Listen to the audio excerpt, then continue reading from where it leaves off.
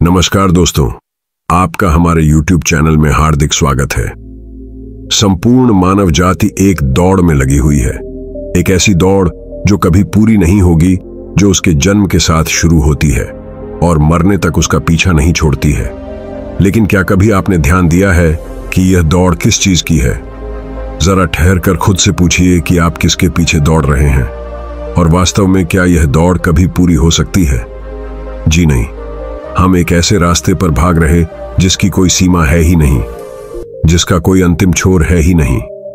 जिन भौतिक सुख सुविधाओं को इकट्ठा करने में इंसान लगा रहता है, क्या वास्तव में वह भौतिक सुख सुविधाएं उसे शांति या फिर आनंद प्रदान कर सकती हैं?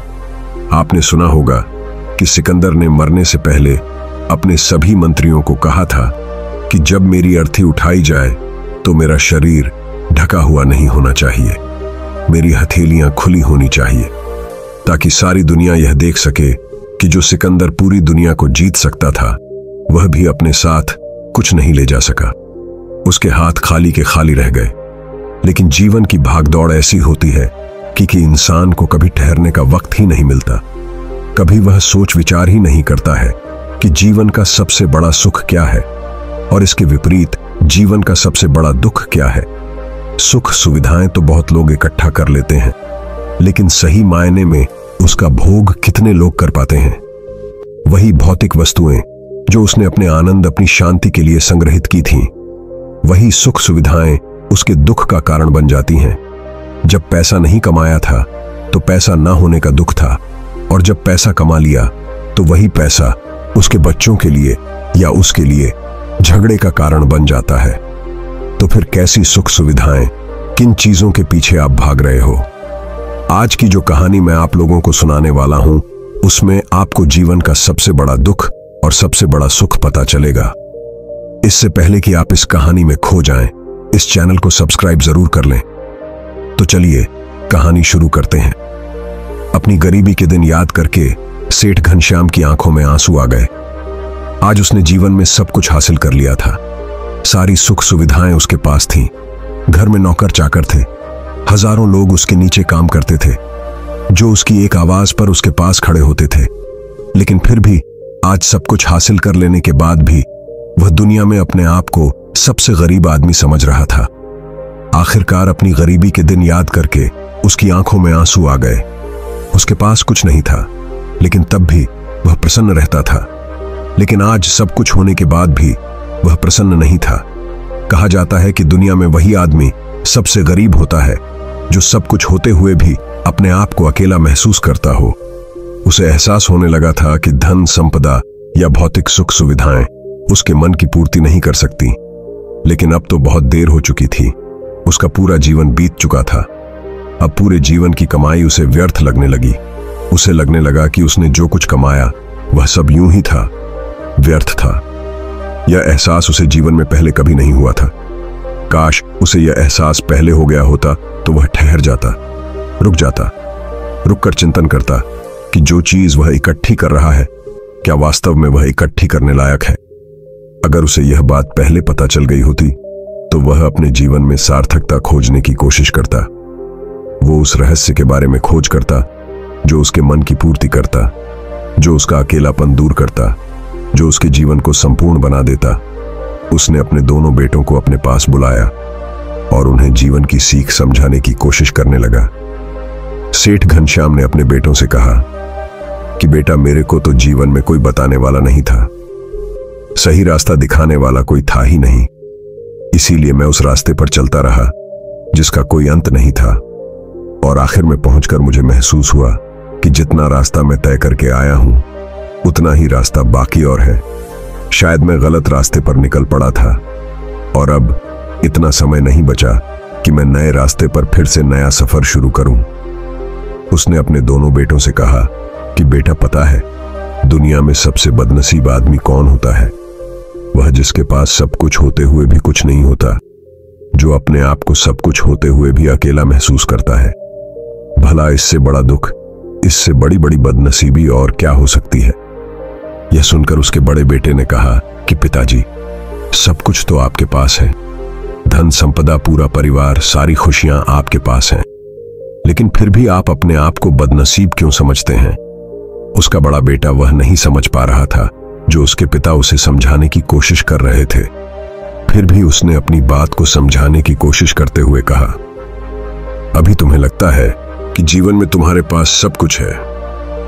मुझे भी तुम्हारी उम्र में ऐसा ही लगता था, लेकिन अब मैं बूढ़ा हो चला हूं।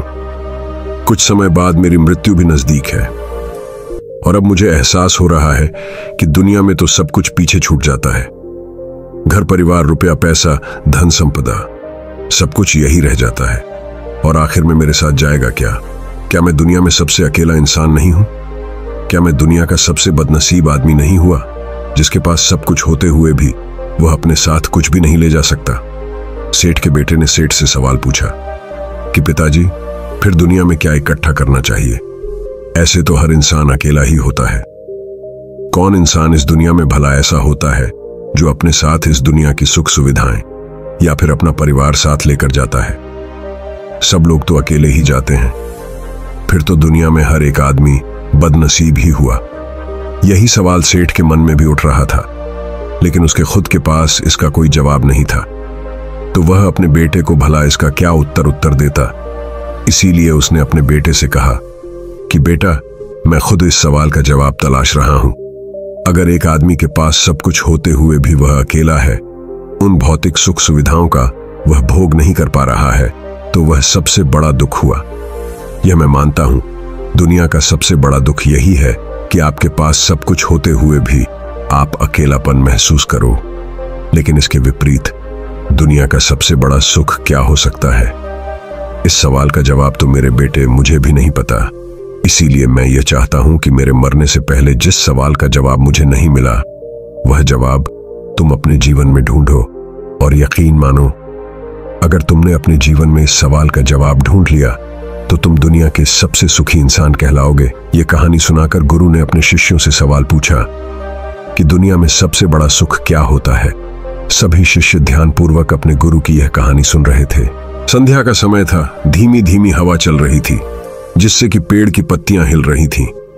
आसमान में पक्षी चहक रहे थे। सूर्यास्त होने को आया था और सभी शिष्य अपने गुरु से इस सवाल का जवाब जानना चाहते थे। लेकिन इससे पहले ही गुरु ने अपने शिष्यों से सवाल पूछ लिया। इसका उत्तर देते हुए एक शिष्य ने कहा कि गुरुदेव, दुनिया में सबसे सुखी इंसान वही है जिसका शरीर सुखी है। अगर आपके शरीर में बीमारियां हैं तो आपके पास कितनी भी भौतिक सुख सुविधाएं हों, आपके लिए वह व्यर्थ है। और इसके विपरीत अगर आपका शरीर सुखी है, अगर आपका शरीर स्वस्थ है, तो चाहे आपके पास कुछ भी नहीं हो, लेकिन उसके बावजूद आप अपने जीवन में सुखी रहोगे। इसीलिए संसार का सबसे बड़ा धन हमारा शरीर होता है। यह सुनकर दूसरे शिष्य ने उसका विरोध करते हुए कहा कि गुरुदेव, दुनिया में बहुत से लोग ऐसे हैं जिनका शरीर एकदम स्वस्थ है, लेकिन बावजूद इसके वह अपने जीवन में सुखी नहीं है। मैं मानता हूं कि जीवन में सबसे ज्यादा सुखी वही इंसान है जिसका मन सुखी है। गुरु ने अपने शिष्य से सवाल किया कि अच्छा, यह बताओ कि मन को सुखी किस प्रकार किया जा सकता है। इसका उत्तर देते हुए उस शिष्य ने कहा कि गुरुदेव, मन कभी भी संतुष्ट नहीं होता है। अगर हम किसी प्रकार मन को संतुष्ट करना सीख लें तो फिर हम किसी भी परिस्थिति में आनंद और शांति से रह सकते हैं। लेकिन समस्या यही होती है कि मन का भराव कभी होता ही नहीं है। मन को चाहे कितना भी खिला दो, लेकिन उसकी भूख कभी पूरी नहीं होती। चाहे उसको कितना ही धन दे दो, लेकिन बावजूद इसके इसका लालच बढ़ता ही जाता है। अब गुरु ने सभी शिष्यों को समझाना शुरू किया। गुरु ने कहा कि अज्ञानतावश मनुष्य कभी यह समझ नहीं पाता कि उसका मन हमेशा से खाली था, लेकिन व्यर्थ की चिंताएं, व्यर्थ के लक्ष्य अपने जीवन में बनाकर उसने अपने मन को बांध लिया। जिस मन की प्रवृत्ति हमेशा खाली रहने की थी, उसने उस मन को कूड़े करकट से भर लिया।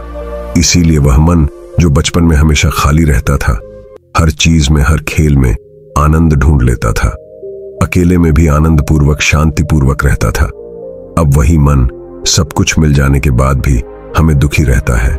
लेकिन अगर इंसान सिर्फ वर्तमान में रहना सीख ले, सिर्फ इतना सा होश प्रकट कर ले कि उसे हमेशा वर्तमान में रहना है, ना तो भविष्य की कल्पनाओं में, ना अतीत की यादों में, सिर्फ वर्तमान में, सिर्फ इस एक सूत्र से वह अपने पूरे जीवन को बदल सकता है। वर्तमान में रहकर सभी सुख सुविधाओं का भोग करना, पूर्ण होश के साथ, पूर्ण आनंद के साथ हर एक चीज का भोग करना, सिर्फ यही जीवन को सुखी बना सकता है। हम हर चीज को, हर काम को, हर रिश्ते को आधे अधूरे मन से निभाते हैं। जैसे कि खाना खाते समय हमारा दिमाग कहीं रहता है, हमारा शरीर कहीं रहता है, और इसीलिए जब शरीर और मन में दूरी पैदा होती है तो उससे तनाव पैदा होता है। अगर आपका शरीर और आपका मन और मस्तिष्क सभी एक जगह पर संगठित होना सीख ले, तो फिर आप अपने जीवन में उस शांति, उस आनंद का एहसास कर पाएंगे जो बड़े बड़े योगी पहाड़ों में तपस्या करके करते हैं। लेकिन इसके लिए जीवन में ज्ञान के प्रकाश का उदय होना बहुत आवश्यक है, क्योंकि अज्ञानता में आप अपने मन को कभी नहीं समझ पाएंगे।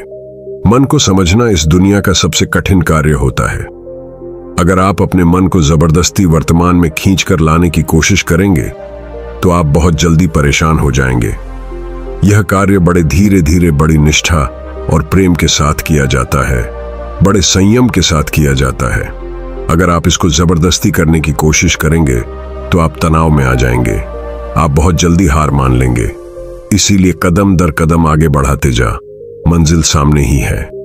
और यह कहकर गुरु ने सभी शिष्यों से कहा कि अब हम ध्यान करेंगे। ध्यान करने से मनुष्य का मन, उसका मस्तिष्क वर्तमान में स्थापित होना सीख जाता है। धीरे धीरे प्रतिदिन ध्यान का अभ्यास करने से वह उस आनंद और शांति का अनुभव कर पाता है जो सांसारिक वस्तुओं में कहीं नहीं मिलता, जो किसी भौतिक सुख सुविधा में नहीं मिलता। और इसके बाद सभी शिष्य अपने गुरु के साथ ध्यान में लीन हो गए। दोस्तों, हम इस जिंदगी की भागदौड़ में असली जीवन को जीना ही भूल जाते हैं। हम अपने लिए धन तो इकट्ठा करते ही हैं, हम अगली पीढ़ी के लिए भी सुख करना चाहते हैं। उसके लिए भी हम दिन प्रतिदिन इसी भाग दौड़ में रहते हैं। अब मेरे कुछ साथी यह प्रश्न करेंगे कि क्या हमें अपने बच्चों के लिए कुछ नहीं करना चाहिए? क्या हमें अपने परिवार के लिए धन संपदा इकट्ठी नहीं करनी चाहिए? तो दोस्तों, मेरे कहने का यह मतलब है कि हमें अपने बच्चों को संस्कारवान, गुणवान और योग्यशील बनना चाहिए, क्योंकि अगर आपके बच्चे योग्यशील होंगे तो वह आपसे भी अधिक कमा लेंगे। लेकिन वह योग की सील, गुणवान और संस्कार वही है तो वह आपका कमाया हुआ धन भी पानी की तरह बहा देंगे। इसलिए मित्रों, हमें हमेशा संस्कार रूपी धन इकट्ठा करना चाहिए जो हमारे परिवार के साथ साथ समाज का भी उद्धार करे। ये नहीं कि हम एक स्वार्थपूर्ण होकर धन इकट्ठा करते जाएं। आपने एक गिलहरी को देखा होगा जो खाने के लिए अखरोट को जमीन के अंदर छुपा देती है और सोचती है कि वह बाद में खा लेगी, और वह ऐसे ही जीवन भर करती रहती है। लेकिन एक दिन वह बूढ़ी हो जाती है और वह उसे अखरोट को तोड़ने के लायक तक नहीं होती है। इसलिए हमें अब वास्तविकता से जागना होगा। हमें देखना होगा कि क्या हम अभी जिस सुख के लिए भाग रहे हैं, क्या वह वास्तविक सुख है? क्या अभी भी हम एक भेड़ चाल की तरह चल रहे हैं और हम इस अमूल्य जीवन को ऐसे ही नष्ट कर देंगे? इसलिए दोस्तों, अपने इस अमूल्य जीवन के महत्व को समझो। इस भागदौड़ में मत रहो कि मुझे उससे बेहतर करना है, उससे बेहतर बनना है। आप केवल इतना कीजिए कि आपको अपने कल से बेहतर बना है। मित्रों, एक बात हमेशा याद रखिए कि आज हम जो कुछ भी कार्य कर रहे हैं उसके लिए हमें कल पछतावा ना हो, ऐसा हमें कार्य करना चाहिए। मित्रों, मुझे आशा है कि आपको यह वीडियो पसंद आया होगा। अगर वीडियो पसंद आए तो इसे लाइक जरूर करें, और यह कहानी आपको कैसी लगी कमेंट सेक्शन में जरूर बताना। और अच्छी लगी हो तो इस चैनल को सब्सक्राइब करके नोटिफिकेशन बेल को जरूर प्रेस करना। तो मिलते हैं अगली कहानी में, तब तक के लिए अपना ख्याल रखिए।